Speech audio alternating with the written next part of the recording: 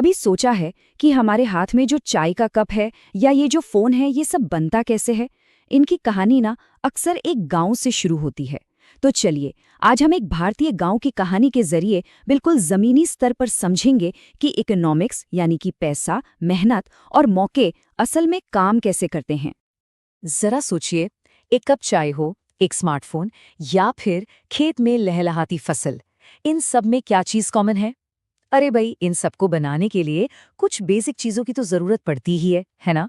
और बस यही सवाल हमें हमारी आज की कहानी के बिल्कुल सेंटर में ले जाएगा। तो चलिए सीधे चलते हैं पालमपुर। अब देखिए, ये एक काल्पनिक गांव है। मतलब असल में ऐसा कोई गांव नहीं है, लेकिन इसकी कहानी भारत के लाखों गांवों की एकदम असली सच्चाई बताती है। यहाँ करीब 450 परिवार रहते हैं, अच्छी सड़कें हैं, बिजली भी है, स्कूल भी है।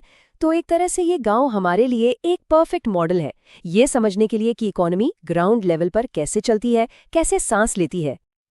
अब जैसे कोई बढ़िया डिश बनाने के लिए एक रेसिपी होती है ना, जिसमें सही इंग्रेडिएंट्स लगते हैं, बिल्कुल वैसे ही इकोनॉमी में कुछ भी बनाने की, मतलब किसी भी चीज के प्रोडक्शन की भी एक रेसिपी होती है। तो चलिए इस रेसिपी के 4 सबसे जरूरी इंग्रेडिएंट्स को समझते हैं। तो किसी भी चीज के प्रोडक्शन के लिए ये 4 पिलर चाहिए ही चाहिए। सबसे पहला है भूमि, और इसका मतलब सिर्फ जमीन नहीं है, इसमें पानी, जंगल, सारे नेचुरल रिसोर्स आ जाते हैं। दूसरा है श्रम, यानी कि लोगों की मेहनत, उनका काम। तीसरा फिजिकल कैपिटल, मतलब ट्रैक्टर, मशीनें, और हाँ, काम शुरू करने के लिए जो पैसा लगता है वो भी। और चौथा, जो कि शायद सबसे जरूरी है, ह्यूमन कैपिटल, यानी हमारा ज्ञान, हमारी स्किल्स और नए नए आइडियाज लाने की हमारी काबिलियत। अच्छा, ये जो फिजिकल कैपिटल है ना, इसको थोड़ा और अच्छे से समझते हैं। इसको एक टूल बॉक्स की तरह सोचिए। इस टूल बॉक्स में कुछ औजार फिक्स्ड होते हैं, जैसे एक ट्रैक्टर जो सालों साल चलता है, और कुछ चीजें होती हैं वर्किंग, जैसे कि बीज या फिर ट्रैक्टर में डालने वाला डीजल, जो एक बार में ही इस्तेमाल हो जाता है। तो अब जब ये चारों फैक्टर्स समझ आ गए हैं, तो इन्हें एक्शन में देखने का टाइम है। और इसके लिए हम पालमपुर की मेन इकोनॉमिक एक्टिविटी यानी कि खेती पर फोकस करेंगे। 75%। जी हाँ, पालमपुर में काम करने वाले 75% लोग अपनी रोजी रोटी के लिए सीधे सीधे खेती पर ही निर्भर हैं। मतलब साफ है, गांव की इकोनॉमी की धड़कन तो खेती ही है। पर यहीं पर एक बहुत बड़ी दिक्कत सामने आती है। गांव की आबादी तो बढ़ रही है, लेकिन जमीन तो उतनी ही है ना, वो तो नहीं बढ़ सकती। तो फिर पालमपुर के किसानों के सामने सबसे बड़ा सवाल ये था कि भाई उसी एक खेत से ज्यादा फसल आखिर उगाई कैसे जाए। और इसका जवाब मिला खेती करने के तरीके को ही पूरी तरह बदलने में। देखिए, पहले होती थी पारंपरिक खेती, जहां किसान पुराने बीजों और गोबर की खाद पर ही डिपेंड करते थे। लेकिन फिर 1960s के दशक में आई हरित क्रांति, और इसने सब कुछ बदल दिया। इसने किसानों को दिए HYV बीज, यानी हाई यील्डिंग वैरायटी सीड्स, साथ में केमिकल फर्टिलाइजर और सिंचाई के मॉडर्न तरीके। और इसका असर, वो तो बस कमाल का था। आप खुद देखिए, जहां पुराने पारंपरिक बीजों से 1 हेक्टेयर में सिर्फ 1300 किलो गेहूं होता था, वहीं HYV बीजों ने पैदावार को सीधे 3200 किलो तक पहुंचा दिया, 2 गुने से भी ज्यादा। ये सच में एक क्रांति थी। पैदावार तो बढ़ गई, आसमान छूने लगी। लेकिन सवाल ये है कि क्या इस कामयाबी का फायदा हर किसी को मिला? क्योंकि हर कहानी के, या कहूं कि हर सिक्के के 2 पहलू होते हैं।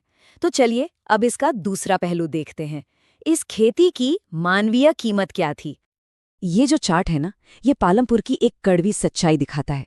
सोचिए, गांव के 1/3 परिवार, मतलब 150 परिवारों के पास अपनी जमीन है ही नहीं, जीरो। आधे से ज्यादा परिवार ऐसे हैं जिनके पास बस जमीन के छोटे छोटे टुकड़े हैं। और गांव की ज्यादातर जमीन, वो सिर्फ 60 बड़े किसान परिवारों के पास है। मतलब साफ है, गांव का जो सबसे कीमती रिसोर्स है, वो कुछ ही हाथों में है। और जिनके पास अपनी जमीन नहीं है, उनकी कहानी तो और भी मुश्किल है। डाला जैसे खेत मजदूरों का ही केस ले लीजिए। सरकार कहती है कि कम से कम 300 रुपए एक दिन के मिलने चाहिए, लेकिन डाला जैसे लोगों को मिलते हैं सिर्फ 160 रुपए। अब सवाल है, ऐसा क्यों? भाई सिंपल इकोनॉमिक्स है, जब काम कम हो और करने वाले बहुत ज्यादा, तो मजदूरी तो गिरेगी ही। छोटे किसानों की भी अपनी अलग मुसीबतें हैं। सविता की कहानी सुनिए। उसे बीज और खाद के लिए पैसों की जरूरत पड़ती है, तो वो गांव के बड़े किसान तेजपाल सिंह से कर्ज लेती है। और ब्याज दर कितनी? 24%, वो भी सिर्फ 4 महीने के लिए।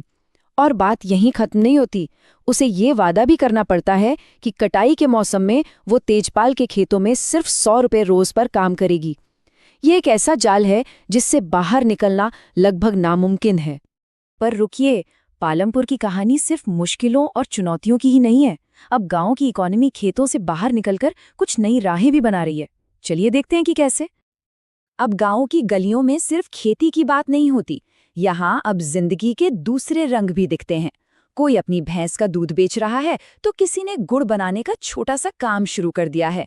नुक्कड़ पर एक जनरल स्टोर खुल गया है और किसी नौजवान ने एक कंप्यूटर सेंटर भी खोल लिया है। गांव की सड़कों पर अब रिक्शा, गाड़ियां, ट्रक सब दौड़ते हैं। किशोरा की कहानी इसी बदलाव की एक मिसाल है, एक उम्मीद है। वो एक भूमिहीन मजदूर था जिसके पास अपनी जमीन नहीं थी, लेकिन उसने एक सरकारी स्कीम से सस्ता लोन लिया और एक भैंस खरीद ली। और अब वो दूध बेचता है, अपनी भैंसा गाड़ी से सामान ढोता है और पहले से कई ज्यादा कमा रहा है। ये दिखाता है कि कैसे खेती के अलावा दूसरे काम लोगों की जिंदगी बदल सकते हैं। तो पालमपुर के इस छोटे से गांव की पूरी कहानी से हमें बड़े बड़े इकोनॉमिक लेसन्स क्या मिलते हैं? चलिए, जो मेन पॉइंट्स हैं उन्हें फटाफट समेटते हैं।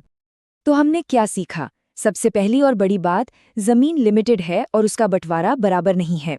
दूसरी बात, मॉडर्न फार्मिंग से पैदावार तो बढ़ती है, लेकिन उसमें पैसा भी बहुत लगता है और ये छोटे किसानों को कर्ज के जाल में फंसा सकता है।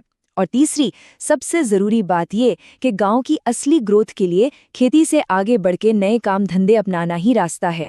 और यहीं पर ये कहानी हमें एक बहुत बड़े सवाल के साथ छोड़ जाती है।